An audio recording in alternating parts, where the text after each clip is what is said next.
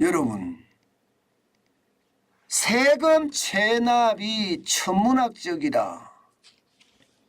도대체 얼마나 많은 세금이 체납되기에 천문학적이라는 표현을 썼을까요?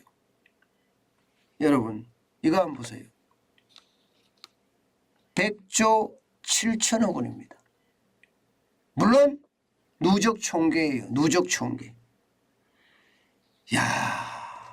게다가 이게 6월 말 현재거든요. 2021년 상반기만 하더라도 98조 7천억 원이었고요. 2021년 하반기에 99조 8천억 원이었던 것이 결국 말입니다. 100조 7천억까지 늘었고요. 정확히는요. 100조 7,221억 원을 기록을 했습니다. 그러면 여러분 6개월 사이에 지금 얼마나 늘었다는 겁니까? 1조 9,854억 원이 늘었다는 거예요. 아이고 참 6개월 사이에 여러분 1조 9,864조 원이 늘었다는 건 우리가 국세 수입이라는 거 한 400조 되거든. 400조 5천억 정도 됩니다. 거기에 대비해 보면 어마어마한 수치죠. 어마어마한 수치입니다. 왜 세금을 못 거둘까요? 왜 세금을 못 거둘까요? 이게 제일 중요하잖아요. 2021년 상반기 98조 7천억 원이 누적돼서 2022년 상반기 6월 말 현재 100조 7천억 원이라고 이야기하니까 어마어마하게 늘어났는데 이유는요. 여러 가지가 있습니다. 여러 가지가. 예를 들어서 말입니다. 재벌들도 이게 세금을 체납하는 경우가 있습니다. 신동아 그룹 아시죠? 63빌딩 생각하시면 아마 신동아 그룹 생각나실 거예요. 대한화재인가요 그게? 예. 이 신동아 그룹이 말입니다. 최순영 회장이 적어도 말입니다. 1,000억 정도 세금을 내지 않았습니다. 없을 수도 있고 있을 수도 있겠죠. 예. 그런데 매번 기사 나올 때 보면 뭐 최순영 회장 집을 들여다쳤는데 금덩이가 나왔다. 이런 이야기 자주 나오죠. 예. 자주 나오죠. 그러니까 1,000억 정도의 세금을 내지 않고 있다는 것. 이거 재벌들도 안 낸다는 거고요. 한솔그룹 아세요? 한솔그룹의 조동만 전 부회장입니다. 조동만 전 부회장. 700억이 넘는 세금을 여전히 체납하고 있습니다. 예. 이렇게 재벌들도 지금 돈을 안 내. 한솔이면 이게 삼성에서 이게 분가해 나온 기업이잖아요. 그런데 여기까지 안 낸다는 건 참 심각하다. 그런 생각이 들고요.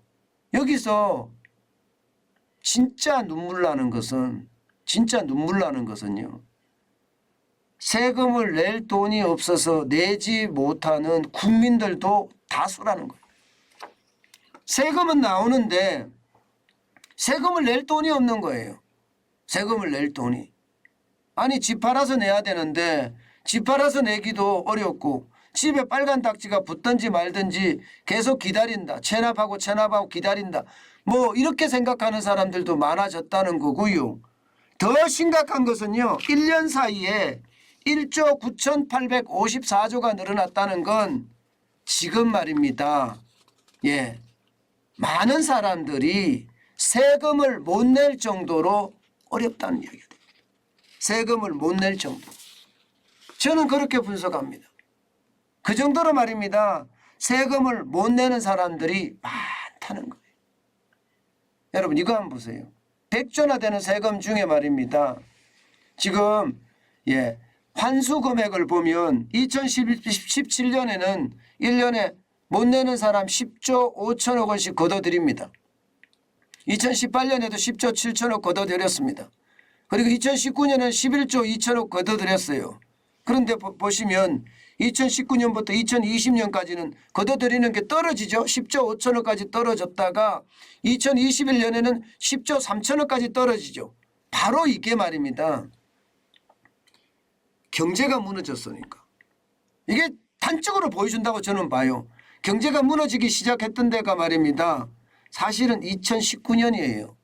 그래서 2019년에 워낙 최저임금을 많이 올리고 그 바람에 말입니다. 자영업자, 소기업, 중기업, 중견기업까지도 굉장히 어려움을 호소했거든요. 그러니 세금은 걷어갔는지 많이 걷어갔는지 모르지만 기업들, 개인들은 더 파산을 많이 했다는 결론이 생기는 겁니다. 그러니 2020년에는 줄어들 수밖에요. 게다가 코로나19의 위기까지 닥쳤으니 세금 체납하는 사람들, 돈이 있어서 감추는 사람도 있겠지만 돈이 없어서 못 내는 사람들도 굉장히 많아졌다는 거예요. 2021년에는 더 많아지는 이런 상황을 보면 말입니다. 지금 그 어느 때보다 우리 국민들 또 서민들 그 현실을 지금 찾아봐야 되는 것 아닌가. 세금을 폭탄이라고 이야기할 정도로 많이 올려놓고 말입니다.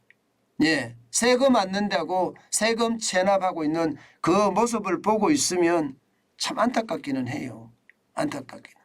물론 부자들이 세금을 안 내는 거 이것은 참 문제가 저는 있다고 생각해요. 왜냐하면 부자라고 이야기한 게 보면요. 서울이 말입니다. 2021년 상반기에는요. 29조 7천억 원이었거든요.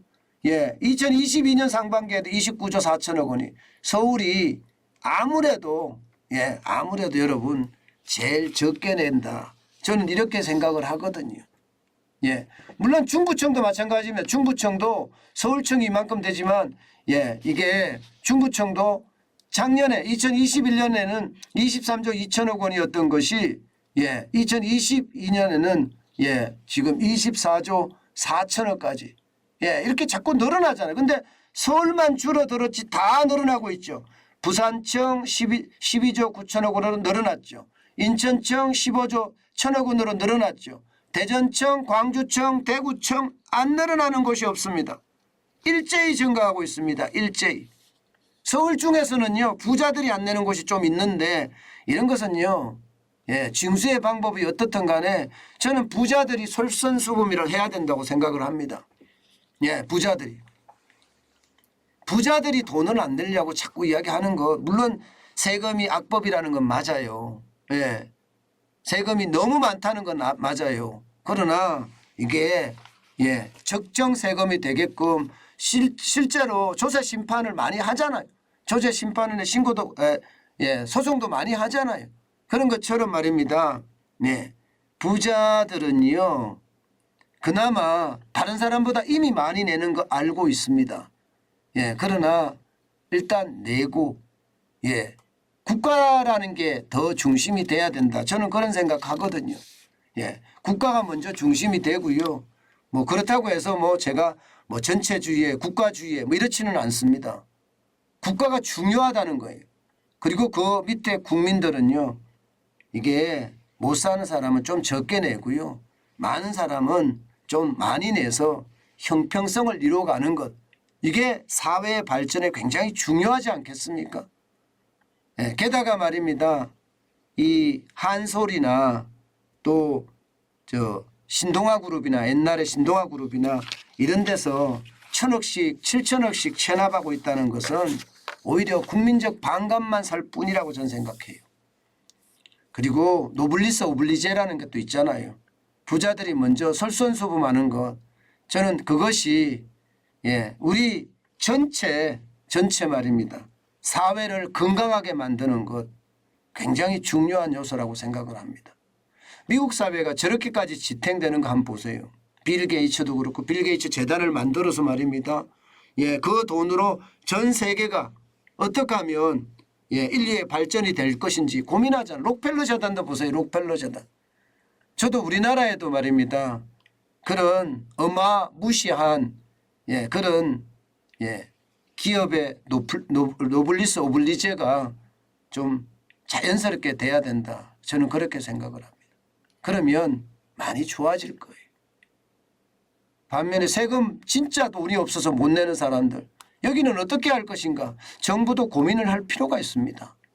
무조건적으로 말입니다. 돈 없는 사람에게 돈 내라고 강요하는 것. 이거는 정부가 빚쟁이가 돼서 이게 빚독촉을 하게 되는 그런 결과가 생기거든요.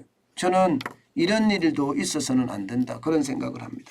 제가 왜 부자들 저는 부자가 우리나라에 돈 쓰고 우리나라에서 더 자유로웠으면 좋겠어요. 그러려고 그러면 부자가 존경받는 것 그런 게 만들어져야 된다. 저는 그런 생각 진짜 많이 해보거든요. 어쨌든 세상이 함께 발전하려고 하면요. 모두가 함께 노력해야 되는 건 사실입니다. 그래서 모두가 노력할 수 있는 방안들 좀 많이 찾아졌으면 좋겠다. 저는 그런 생각합니다. 우리나라 부자들은 외국에 가서 돈을 쓴다고 하잖아요. 그만큼 말입니다. 부자를 적폐몰이하는 바람에 아니 부자가 무슨 죄예요. 죄는 아니란 말입니다. 저는 부자는 떳떳해야 된다고 생각을 하고 부자는 존경받아야 된다고 생각을 합니다. 그래야지 시장 경제가 더 커질 거고요. 자본주의가 더 잘 발달이 될 거예요. 저는 그런 차원에서 부자들의 어떤 노블리스 오블리제를 이야기해 봅니다.